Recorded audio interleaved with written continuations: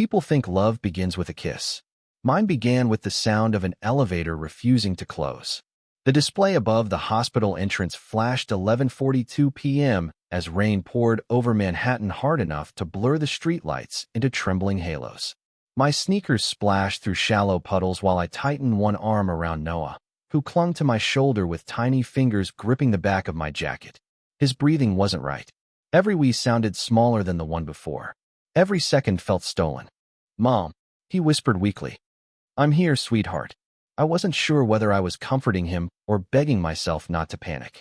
County Memorial Hospital stood across the street like a glowing island in the storm. I ignored the burning in my lungs and sprinted through the revolving doors, soaked from head to toe. The warm air inside hit my face, carrying the familiar scent of disinfectant, polished marble, and stale coffee that never seemed to leave hospitals. "Emergency pediatrics?" I gasped at the receptionist. She pointed toward the far elevators. 12th floor. I didn't even thank her. I ran. The polished floor was slick beneath my shoes. My backpack bounced against my shoulder with every step, carrying Noah's inhalers, unpaid medical bills, and a folder filled with insurance letters that all seemed to say the same thing. Denied. Denied. Denied. The elevator chimed. The doors were already sliding together.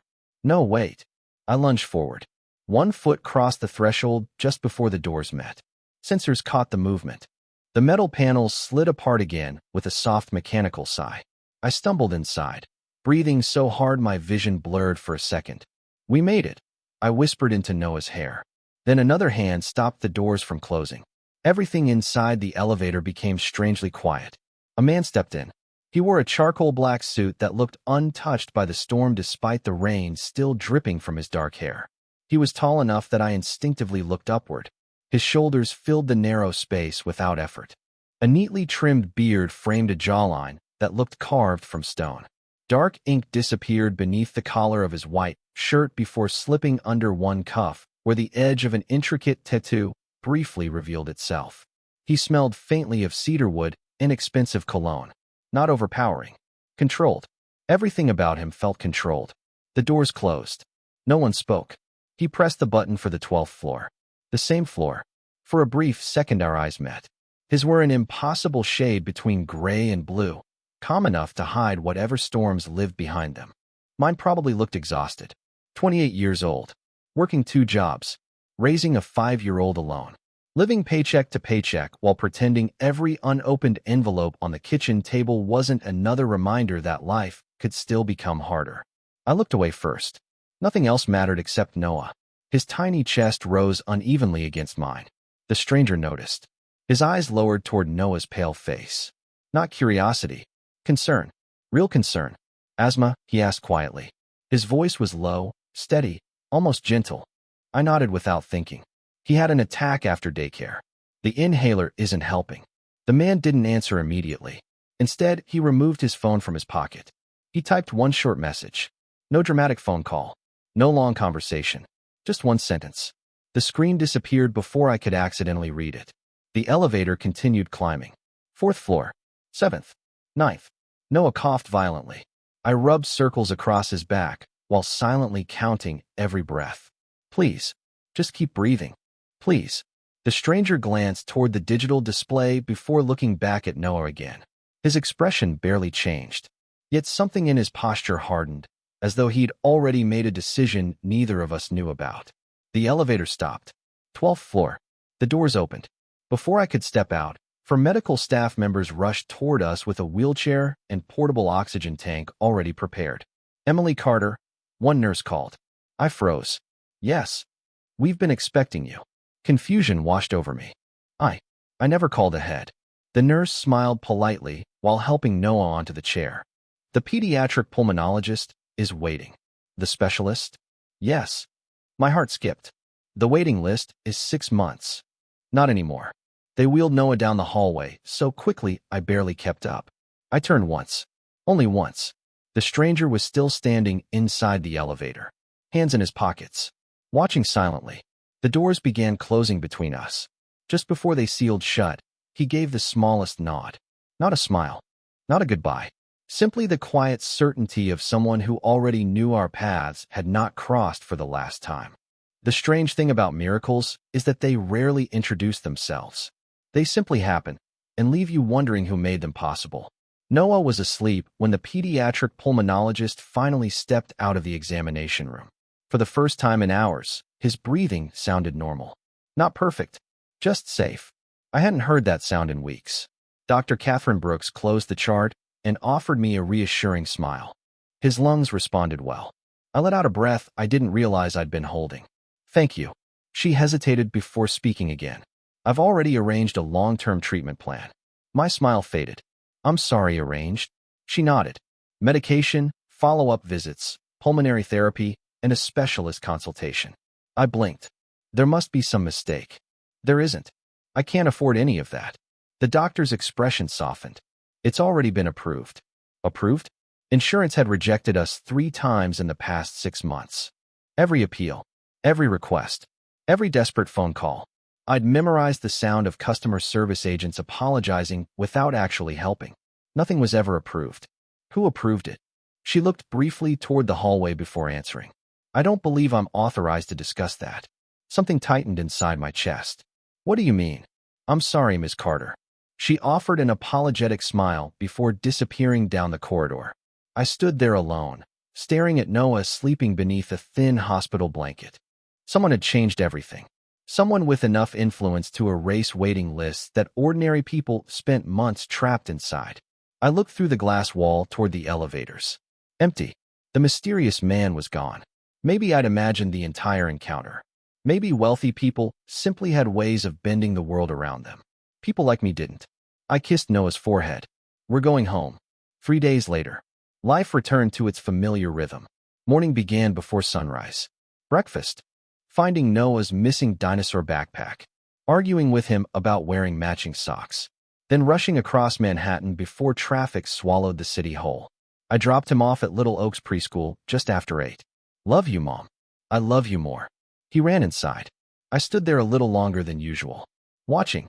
Making sure he smiled. Children who spent too much time in hospitals deserved every ordinary morning they could get. By 9, I had changed into my receptionist uniform at Riverside Medical Plaza. The pay barely covered rent. The second evening job at a neighborhood café barely covered groceries. There wasn't room in my budget for unexpected problems. Life understood that. It kept sending them anyway. Around noon, Mrs. Donnelly from accounting hurried toward the front desk carrying a stack of folders. Emily, I looked up. I need these delivered to Suite 14 before the board meeting. No problem. I gathered the files and headed toward the executive elevators. The polished lobby reflected sunlight through walls of glass, making everything look brighter than it really was. Men in tailored suits crossed the marble floor carrying leather briefcases. Women wearing designer heels discussed investment portfolios I would never understand. I kept my eyes down. This world wasn't built for people living paycheck to paycheck. The elevator chimed. The door slid open. I stepped inside, then froze. Him. The same charcoal suit. The same calm blue-gray eyes. The same neatly trimmed beard. Today his sleeves were rolled just enough to reveal dark tattoos winding around his forearm before disappearing beneath expensive fabric. Vincent Moretti. I didn't know his name yet. Only that seeing him again made my heart skip in confusion. His eyes widened for the briefest moment. Recognition. You. The word escaped him almost like surprise. I laughed nervously. I was about to say the same thing. For the first time, the corners of his mouth lifted. It wasn't a full smile. More like someone remembering how. How's your son? The question caught me off guard.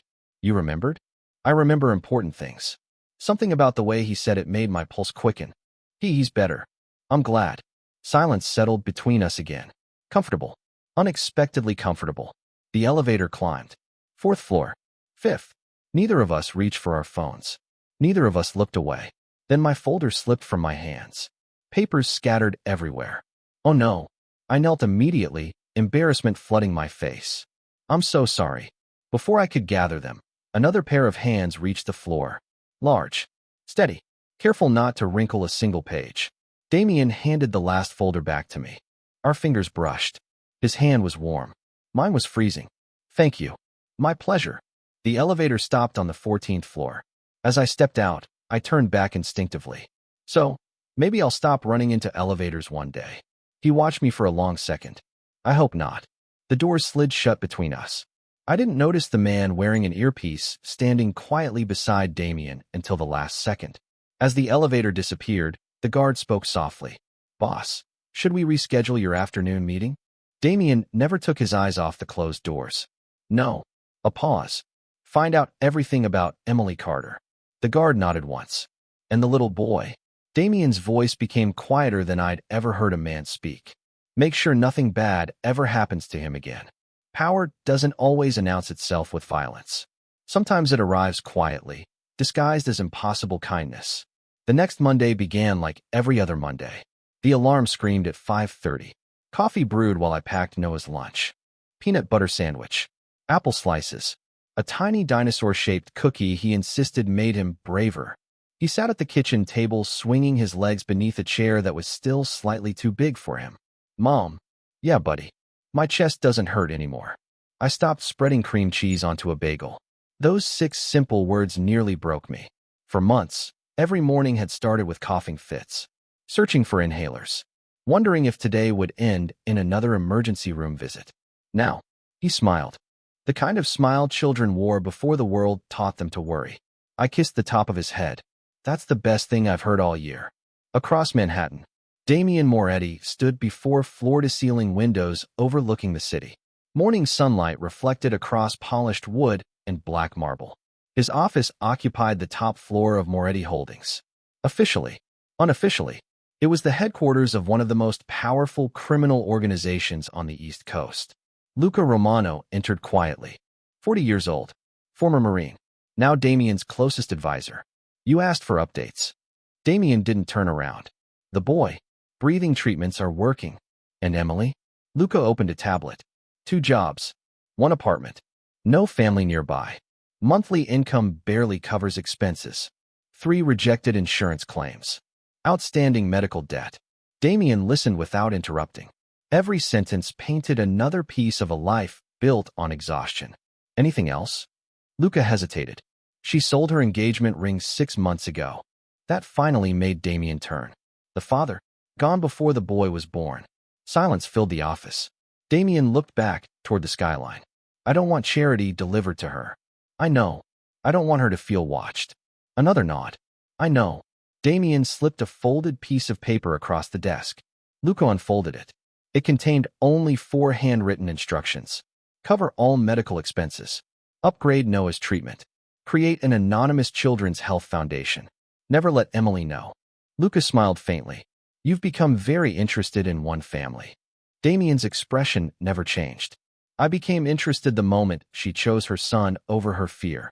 Meanwhile, I was helping an elderly patient complete insurance paperwork when my phone vibrated. Unknown number. I almost ignored it. Almost. Hello.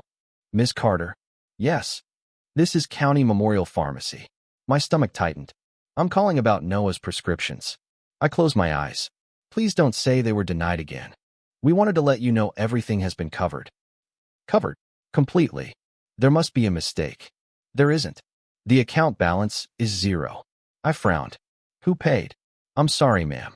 We're not authorized to release donor information. Another anonymous miracle. After hanging up, I simply stared at the phone. Twice. Twice in less than a week. Nothing like this happened to people like me. Not without a reason. That evening, I picked Noah up from preschool. He came running across the playground carrying a crayon drawing. Look, I crouched beside him. It showed 3 stick figures holding hands. One was tiny. One had long yellow hair. The third was much taller than both. Who's this? I asked, pointing to the tallest figure. Noah shrugged. I don't know. You drew him. I dreamed about him. Children said strange things all the time. Still, something about the drawing stayed with me. He keeps helping us. My heartbeat slowed. What do you mean? The man from the elevator. I stared at him. You remember him? He looked sad. The answer caught me completely off guard. Most adults noticed expensive suits, confident voices, power.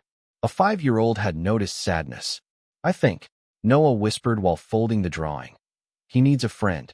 At nearly the same moment, Damien entered a private charity gala hosted inside the Grand Lexington Hotel. Crystal chandeliers reflected across polished marble. Politicians, judges, CEOs. Everyone greeted him with practiced smiles. No one mentioned the fear hiding beneath them. He accepted a glass of whiskey without taking a sip. Luca approached quietly. The foundation paperwork is complete. No connection to you. Good. The clinic accepted the donation. And Emily? She believes someone anonymous paid the bills. Damien looked toward the city lights beyond the ballroom windows. For the first time in years, none of the conversations around him mattered. Not the business deals. Not the alliances. Not the money. His thoughts drifted back to one exhausted woman racing toward an elevator with a frightened little boy in her arms. Luca watched him for a long moment. I've known you 15 years. Damien remained silent. I've never seen you look at anyone the way you look at her. Another pause. Finally, Damien spoke so quietly that only Luca could hear. I'm not trying to make her fall in love with me. No. No. His eyes remained fixed on the rain sliding down the ballroom glass. I'm trying to build a world where she never has to run again. Neither man noticed a photographer standing across the ballroom. His camera clicked once, twice, 3 times. Then he quietly sent the photographs to an unknown number. Under the images, he typed only one sentence. Boss, we found the woman Vincent Moretti can't stop watching. The truth doesn't shatter your world all at once. It slips through the smallest crack until nothing looks the same again. Rain returned on Thursday. Not the violent storm from the night I met the stranger. Just a quiet drizzle that painted silver lines across my office windows. Business was slow. Patients canceled appointments. Phones rang less often. For the first time in weeks, I had a moment to breathe. That should have felt comforting. Instead, I couldn't stop thinking about him. The man from the elevator. The stranger who somehow appeared whenever life became impossible. The anonymous donations. The approved treatments. The feeling that invisible hands kept catching me before I could fall. Coincidence only made sense for so long. Eventually, it started feeling personal. Around 3 that afternoon, my manager walked over holding a stack of contracts. Emily. Yes. I need these delivered to Moretti Holdings. I accepted the envelope without thinking. Executive signature? She nodded. Top floor. The company name meant nothing to me. It was just another building. Another client. Another delivery. By 4 o'clock, I stood inside one of the tallest towers in Manhattan. Everything reflected light. Black marble. Brass elevators. Fresh white orchids decorated the lobby. Even the silence sounded expensive. The receptionist smiled politely. Delivery? Yes. She checked the envelope before speaking into a headset. You may go up. The private elevator opened immediately. No waiting. No security questions. Strange. The ride lasted less than 30 seconds.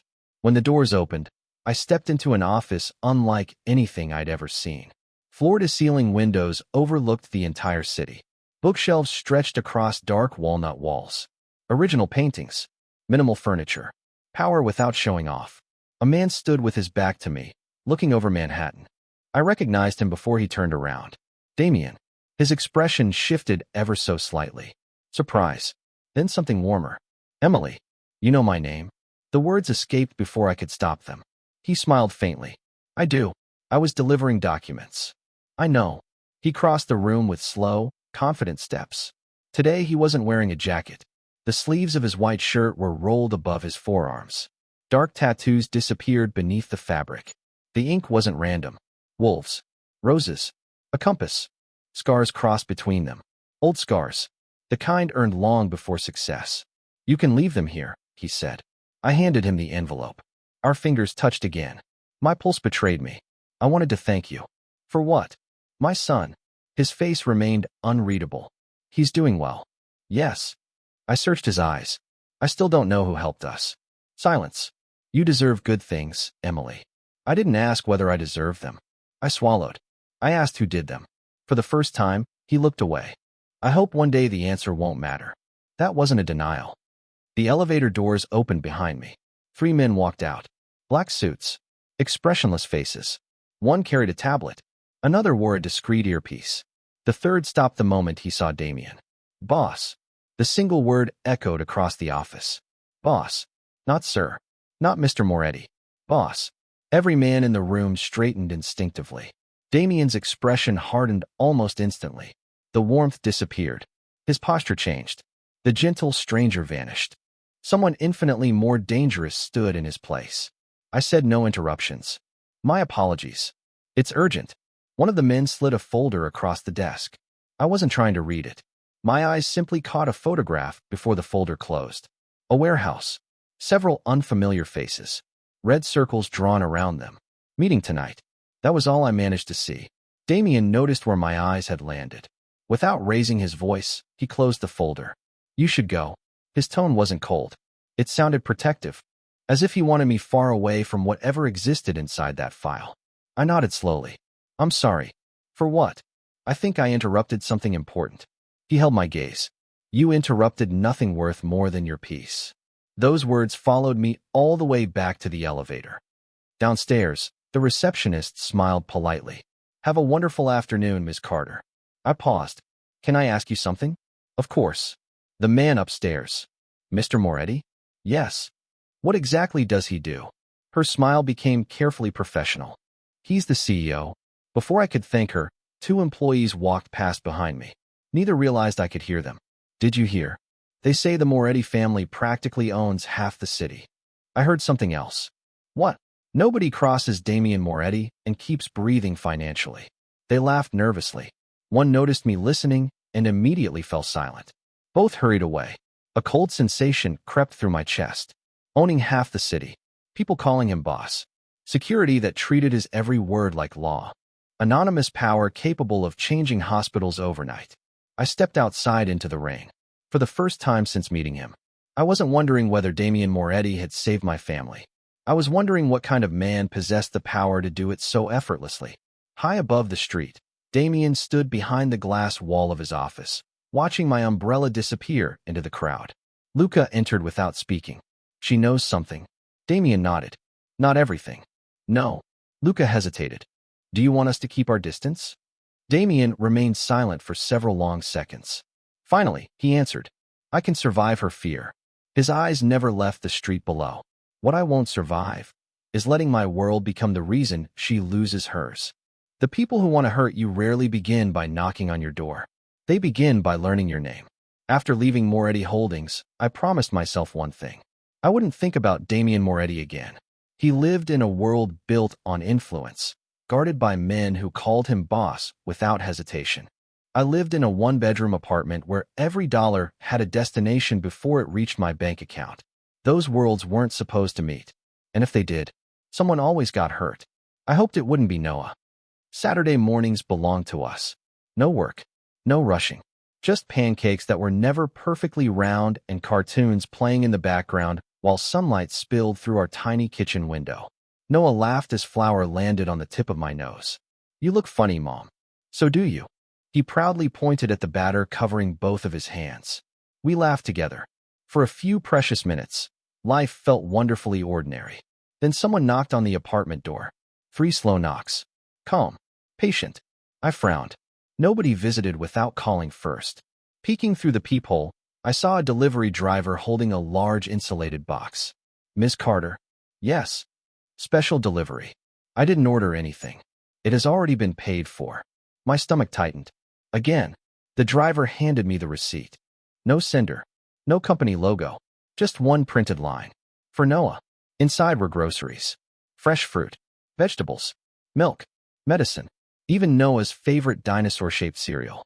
Enough food to last nearly 2 weeks. I closed the box slowly. Whoever was helping us knew too much.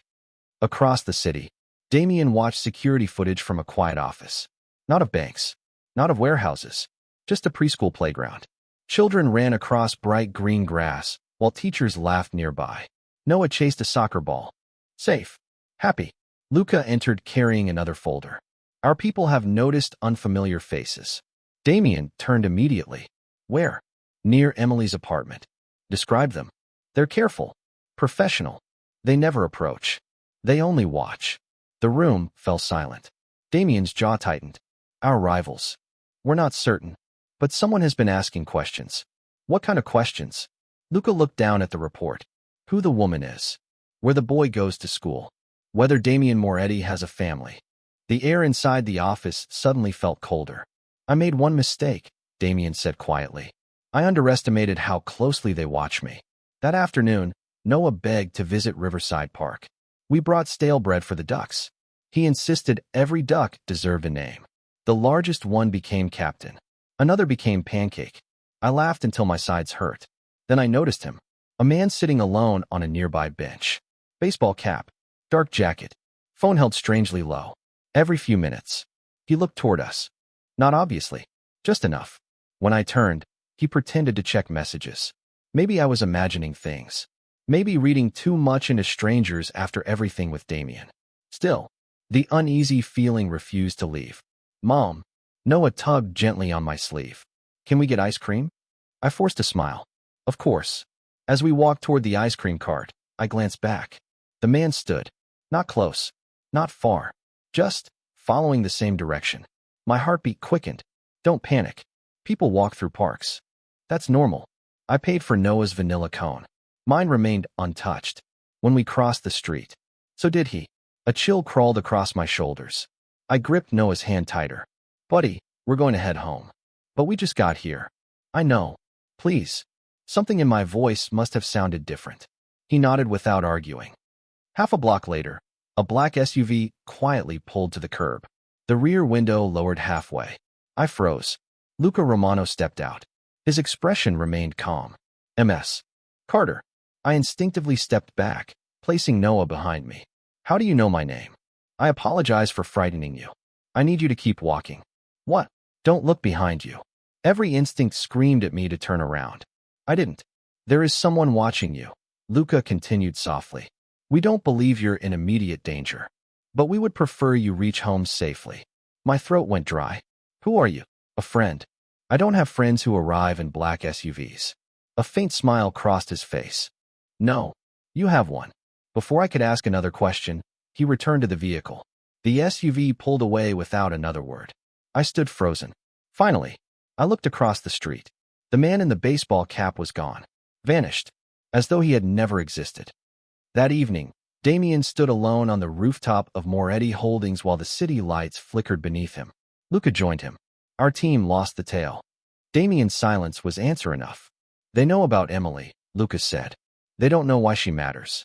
Not yet. Damien closed his eyes briefly. They won't stop looking. What are your orders? A long moment passed before Damien answered. His voice was quiet, controlled, but edged with steel. Double the protection. Keep them invisible. And if anyone gets close enough to frighten Emily or Noah again. He paused, watching thunder gather over Manhattan. They're no longer watching an innocent family. They're challenging me. Far below, another anonymous message reached an untraceable phone. Only 6 words appeared on the screen. Target confirmed. Proceed to phase 2. The safest place in the world isn't always your home. Sometimes, it's where someone is willing to stand between you and the danger. I barely slept that night. Every sound outside my apartment made me reach for my phone. A car door. Footsteps in the hallway. The elevator stopping on our floor. Nothing happened. But fear has a way of staying awake long after the danger disappears. The next morning, I walked Noah to preschool as usual. He skipped ahead, his tiny backpack bouncing against his shoulders. I tried to smile. I tried to pretend yesterday had been nothing more than an overactive imagination. Then I noticed the same silver sedan parked across the street. Engine running. Windows tinted. It hadn't been there yesterday. Or maybe, I simply hadn't noticed. Mom. Noah looked back. You coming? I forced another smile. I'm right here. I always would be. Or at least, I prayed I would. 3 blocks away, another vehicle remained hidden in traffic. Inside sat Luca and 2 members of Damien's security team. The silver sedan again, one man said quietly. Confirmed. No plates. Stolen. Luca kept watching through binoculars. They're becoming bolder. His phone vibrated. One message. Damien. Status? Luca replied immediately. Emily and Noah are safe. For now. Damien stood in the underground training facility beneath one of his warehouses. Punching bags swung slowly under bright industrial lights. Several men stopped talking the moment he entered. Nobody smiled. They knew that expression. Calm. Silent. Dangerously calm. Luca's second message arrived. Possible surveillance confirmed. Damien read it once, then slipped the phone into his pocket. Everyone out. Within seconds, the room emptied except for Damien and Luca. They've crossed the line, Lucas said. They're watching a child. Damien wrapped his hands carefully with black athletic tape. No, they're testing me. He struck the heavy bag. Once. The chain groaned overhead. They believe Emily is leverage. Another punch. They're wrong. The leather split. Sand spilled onto the concrete floor. They've just made themselves my priority. That afternoon, rain clouds gathered again. I finished my shift early and picked Noah up from preschool. He climbed into the back seat of an old taxi while hugging his stuffed dinosaur. Can we stop for hot chocolate? I smiled. Only if you promise to finish dinner. I promise. Children made promises with absolute confidence. Adults knew life rarely listened. The taxi had barely traveled 6 blocks before traffic came to a complete stop. Construction. Honking. Nothing moved. The driver sighed. This could take a while. I looked out the window. The silver sedan. Again. 2 cars behind us. My heartbeat quickened. Maybe it wasn't following us. Maybe Manhattan simply wasn't large enough to avoid strangers. Then the driver's mirror caught my attention. The sedan changed lanes. So did we. It changed again. Again.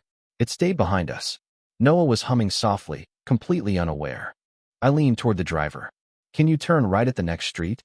That's not the fastest route. I know. He shrugged. You're right. We turned. Seconds later, the silver sedan turned too. Cold spread through my chest. They're following us, I whispered before realizing I'd spoken aloud. The driver frowned into his mirror. I think you're right. My hands trembled as I reached for my phone. I didn't know who to call. The police? What would I tell them? Someone might be following me. Then another black SUV appeared from the opposite direction. It moved smoothly between our taxi and the silver sedan. Not aggressively. Deliberately. The SUV slowed. The sedan tried to pass. A delivery truck unexpectedly pulled into the lane. The sedan was forced back. Within moments, traffic separated the 2 vehicles completely. When the light finally changed, the silver sedan was gone. Vanished. The driver exhaled. Looks like your guardian angels showed up. Guardian angels? If only he knew. 20 minutes later, someone knocked gently on my apartment door. This time I checked twice before opening it. Luca stood alone. No suit jacket. No sunglasses. Just quiet concern. I apologized for visiting unannounced. I folded my arms. Were we being followed? He didn't answer immediately. I need you to trust me. I don't even know you. You know enough. My voice shook. Who are those people? We're still finding out. And why us? Silence. His eyes softened. Because someone believes frightening you will reach someone else. My stomach dropped. Damien. Luca didn't confirm it. He didn't deny it either. Before leaving, he handed me a small envelope. Inside was a simple white business card. No company name. Only one phone number. If you ever feel unsafe. He looked directly into my eyes. Call. No matter the hour. He walked away before I could ask another question. Late that evening, Damien stood alone in his office. The city stretched endlessly beyond the glass. Luca entered. Emily received the emergency number. Good. She suspects the truth. I know. Luca hesitated. Wouldn't it be easier if you explained everything? Damien looked down at a framed photograph on his desk. An older couple. His parents. Gone long ago. I've buried enough innocent people because they stood too close to me. His voice was barely above a whisper. I won't bury her. At that exact moment, another encrypted message reached Damien's secure phone. 3 words. Child still accessible. Damien's eyes darkened. The silence inside the room became heavier than anger itself. They've made their decision, he said quietly. Luca nodded. And yours? Damien slipped on his black jacket and walked toward the elevator. My turn to remind them. The elevator doors opened. That some lines can never be crossed. The strongest men are not the ones who never cry. They are the ones who quietly decide that no child will ever suffer the way they once did. The emergency number sat on my kitchen counter all weekend. A plain white card. 1 phone number. No name. No explanation. I picked it up at least 20 times. I never called. Accepting help was one thing. Depending on someone I barely knew was something else. Still, I couldn't ignore the truth anymore. Every time danger came close, someone reached us first. Someone who always seemed to know. Monday afternoon arrived with clear blue skies. For the first time in days, Noah's laughter sounded louder than my worries. His preschool class had organized a small family picnic in the school garden. Parents sat beneath maple trees while children chased bubbles across the grass. It was ordinary, beautifully ordinary. I watched Noah race after a bright red balloon, his tiny sneakers kicking up patches of freshly cut grass. "Mom, look," he waved proudly after finally catching it. I laughed. "I'm looking." For a few precious moments, I forgot everything else. Then I noticed a familiar black SUV parked quietly across the street. Not hiding, not approaching, just there, watching, protecting, without asking for thanks. Inside the SUV, Lucas spoke into a small earpiece. "Area remains secure." A voice answered. "Copy." Damien was listening from another location. "Any movement?" "Negative." Emily appears relaxed. A brief silence followed. "Good." Damien ended the call without another word. 20 minutes later, he arrived at St. Gabriel's Cemetery. No bodyguards. No convoy. Just one black sedan. He carried fresh white lilies through rows of weathered stone until he stopped before two graves standing side by side. Antonio Moretti. Sophia Moretti. His parents. He knelt quietly. I kept my promise. Wind moved gently through the trees. I built everything. The empire. The money. The influence. None of it sounded like a victory. I just wish you were still here to see it.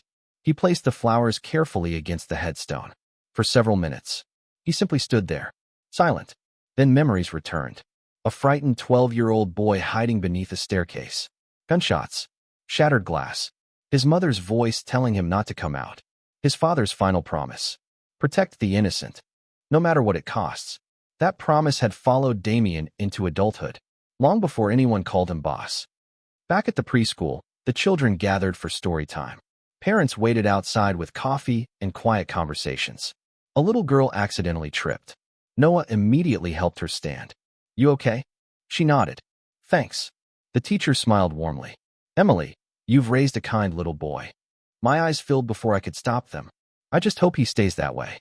Someone answered behind me. "He will." I turned. Damien. He wore dark jeans instead of a suit. A navy sweater. No tie. No security visible. For the first time, he looked almost ordinary. "What are you doing here?" He glanced toward the playground. "I made a donation to renovate the school's library." I stared at him. This is Noah's preschool. I know. The honesty caught me off guard. He didn't pretend it was coincidence. He didn't invent an excuse. I wanted to make sure the children had something better. "You keep appearing." "I know." "You keep helping." "I know." I folded my arms. "Why?" He looked toward Noah instead of answering immediately. "When I was his age." His voice became unusually quiet. "I learned what it felt like to lose people who were supposed to protect me." My heartbeat slowed. I decided no child should ever feel that helpless if I could prevent it. There was no arrogance in his words. Only sadness. Real sadness. For the first time, I stopped seeing the powerful businessman. I saw a lonely little boy who had somehow survived long enough to become a man feared by everyone else. Noah came running toward us. "Mom." He stopped when he noticed Damien. His face lit up immediately. "It's the elevator man." Damien actually laughed. A genuine laugh. Small. Unexpected. "I guess that's my official name now." Noah held up his balloon. "Wanna hold it?" Children don't measure people by wealth or reputation. Only kindness. Damien accepted the string with surprising care. "Thank you." Noah smiled. "You look less sad today." The words landed like a whisper. Damien blinked once, then looked away toward the playground. "Maybe I do." That evening, Luca reviewed surveillance reports inside Moretti Holdings. His expression darkened. He immediately walked into Damien's office. "We have confirmation." Damien looked up. "The men watching Emily?" Luca nodded. "We identified one of them." He slid a photograph across the desk. "They're connected to Victor Salazar." Damien's eyes hardened. One of the oldest rival organizations in the city. Men who preferred manipulation before confrontation. "They know exactly who Emily is now," Luca continued. "And Noah." Silence filled the office. Damien slowly closed the folder. "They've stopped investigating." Luca understood immediately. "They've chosen a target." Damien stood, slipped on his black coat, and reached for the keys to his car. His voice remained calm. Far too calm. Then tonight. He looked toward the rain beginning to fall outside the windows. "I stopped waiting for them to make the first move." Love doesn't always arrive after the danger has passed. Sometimes, it arrives the moment someone chooses your life over their own. The rain started just after sunset. Thin at first, then relentless. I was reading Noah his favorite dinosaur story when every light in the apartment flickered. He looked up. Storm. I think so. A loud crack of thunder shook the windows. Seconds later, my phone buzzed. Unknown number. My stomach tightened. I almost ignored it. Almost. Hello. A man's voice answered. Calm. Cold. You should tell Vincent Moretti to stop asking questions. Every muscle in my body froze. I think you have the wrong number. We never dial the wrong number. The line went dead. I stared at the screen. My hands were trembling. No one noticed immediately. Mom. It's okay. It wasn't. Nothing was okay anymore. For the first time, the danger had spoken directly to me. Less than 15 minutes later, another call came. This time from the number on the white card. I answered without thinking. Luca, you received a call. It wasn't a question. How do you know? We're outside. I rushed to the window. Across the street. The familiar black SUV waited beneath the rain. Invisible to everyone else. Impossible for me to miss now. I need you to listen carefully, Lucas said. Pack a small bag. What? Just enough for you and Noah. No. I'm not leaving my home. Emily, I won't let strangers decide where my son sleeps. Silence. Then another voice came onto the line. Lower. Steadier. One I recognized instantly. Emily. My heart skipped. Damien. I wouldn't ask if there were another way. His voice carried none of the confidence I expected. Only concern. They called me. I know. How? I know everything that concerns your safety. I close my eyes. I can't keep living like this. I know. I don't even understand what's happening. I know. Another silence settled between us. Then he said the one sentence that changed everything. They're trying to reach me through you. Not. They're after you. Not. You're in trouble. They were trying to hurt him. By frightening us. The realization made my knees weak. This is because of me, Damien continued quietly. And it's my responsibility to end it. 20 minutes later, a black SUV carried Noah and me through rain-covered streets. Noah had fallen asleep against my shoulder before we left Manhattan. He trusted too easily. Maybe that was still a beautiful thing. Neither Luca nor the driver spoke during the journey. The city lights slowly disappeared behind us. Eventually, iron gates opened silently. Beyond them stood an enormous stone estate surrounded by ancient oak trees. Not flashy, not extravagant, just impossibly secure. The gates closed behind us with a deep metallic echo. Luca finally spoke. You're safe here. I looked around. Security cameras. Discreet lighting. Professional guards positioned far enough away to offer privacy instead of intimidation. No one carried visible weapons. No one raised their voice. Everything operated with quiet precision. Inside, the mansion felt surprisingly warm. Wood-burning fireplaces. Books. Soft lamps. Family photographs. It looked less like the home of a feared man, and more like the house of someone who desperately wished for a normal life. A housekeeper smiled kindly. I've prepared Noah's room. You knew he likes dinosaurs? She smiled. Someone made sure of it. Of course he had. I found Damien standing alone in the library. Rain tapped softly against tall windows. He wasn't wearing a suit, just a dark sweater with the sleeves pushed back.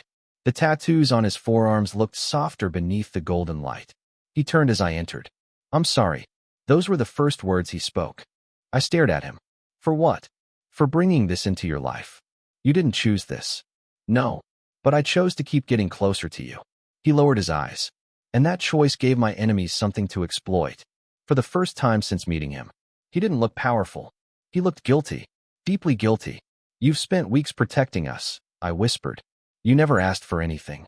I wasn't protecting you because I expected something. I know. I did it because.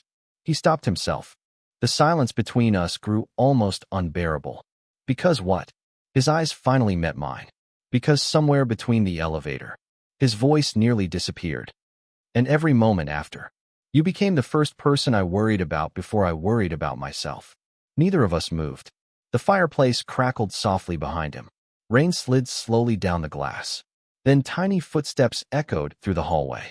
Noah stood in the doorway rubbing one sleepy eye while clutching his stuffed dinosaur.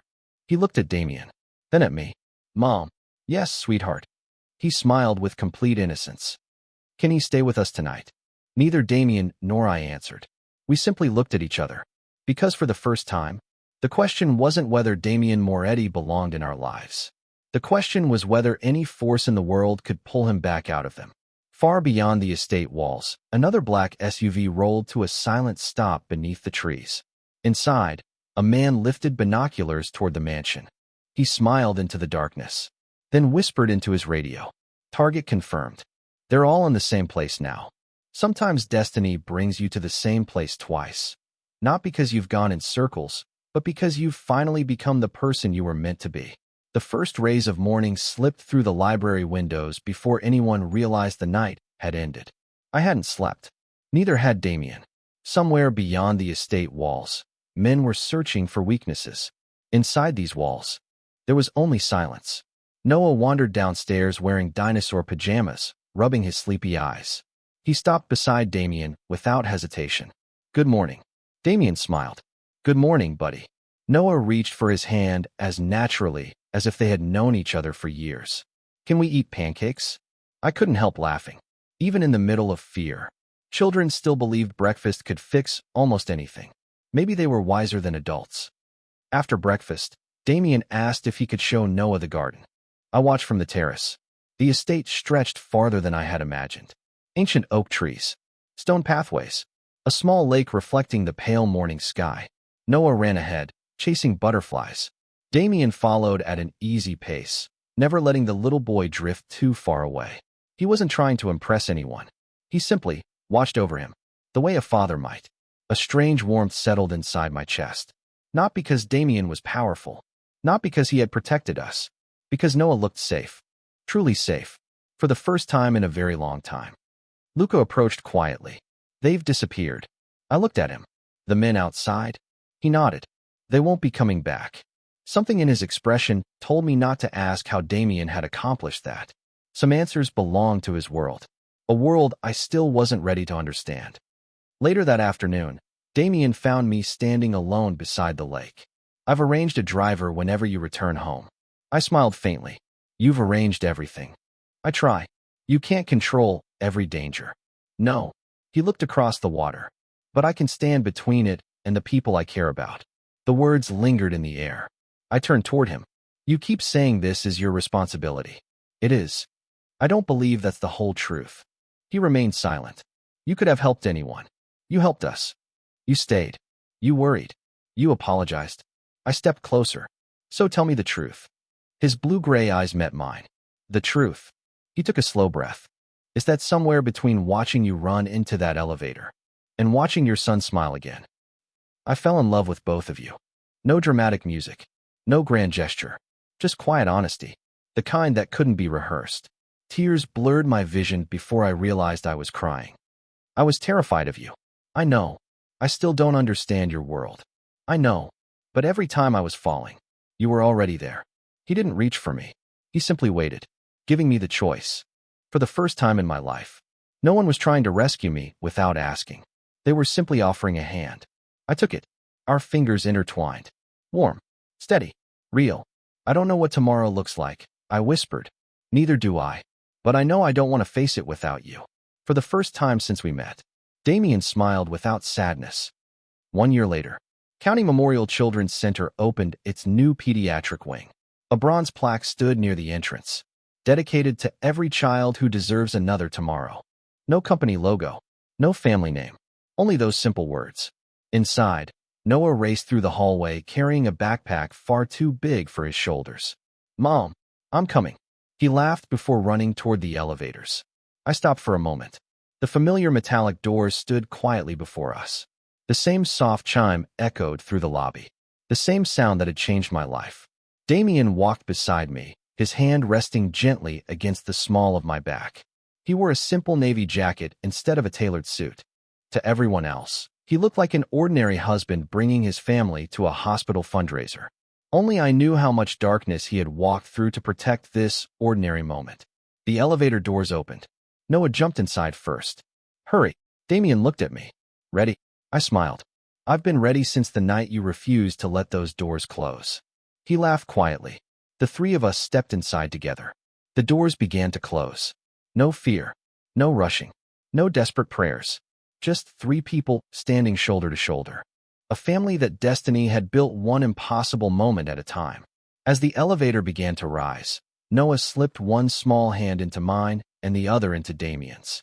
He looked up with the brightest smile I'd ever seen. I like elevators. So do I, Damien answered.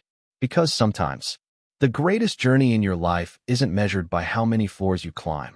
It's measured by the person waiting beside you when the doors finally open.